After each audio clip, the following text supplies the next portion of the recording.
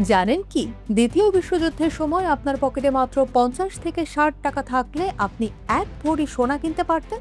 হ্যাঁ, ঠিকই শুনছেন। যে সোনা আজ 2026 সালে দাঁড়িয়ে লাখ লাখ টাকায় বিক্রি হচ্ছে, যুদ্ধের সময় তার দাম ছিল অবিশ্বাস্য রকমের কম। কিন্তু যুদ্ধের সেই হাহাকারের মাঝে সোনার দাম কেন বেড়েছিল, আর গত 80 বছরে এই দাম কত গুণ আকাশ ছোঁয়া হয়েছে? আজকের ভিডিওতে আমরা সোনার দামে সেই রোমাঞ্চকর ইতিহাস এবং 2026 সালের বর্তমান বাজার দর জানব। শেষ পর্যন্ত সাথেই থাকুন, কারণ শেষের তথ্যটি আপনাকে চমকে দেবে।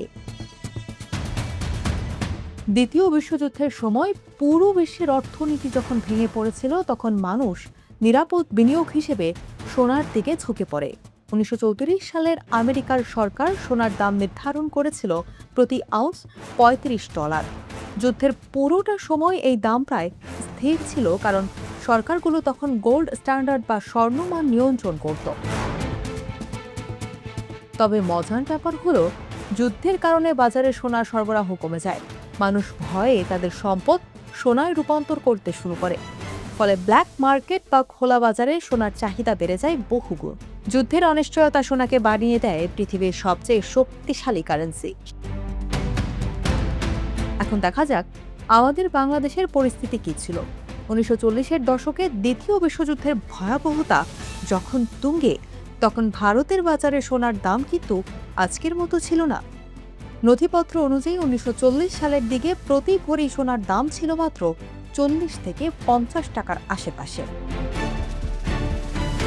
যুদ্ধ শেষ হওয়ার পর 1946 থেকে 47 সালের দিকে এই দাম বেড়ে দাঁড়ায় প্রায় 80 থেকে 90 টাকায়, অর্থাৎ যুদ্ধের কয়েক বছরেই দাম প্রায় দ্বিগুণ হয়ে গিয়েছিল। সেই সময়ের 1 টাকা আর আজকের 2026 সালের 1 টাকার পার্থক্য বিশাল। কিন্তু সোনার এই ক্রমাগত মূল্য বৃদ্ধি প্রমাণ করে যে যুদ্ধ হোক বা মহামারী, সোনা সবসময়ই মানুষের শেষ আশ্রয়। সময় দ্রুত এগিয়ে এসেছে। আমরা এখন দাঁড়িয়ে আছি 2026 সালের এপ্রিল মাসে। বিশ্বযুদ্ধের সেই 50 টাকার সোনা আজ কোথায় পৌঁছেছে জানেন?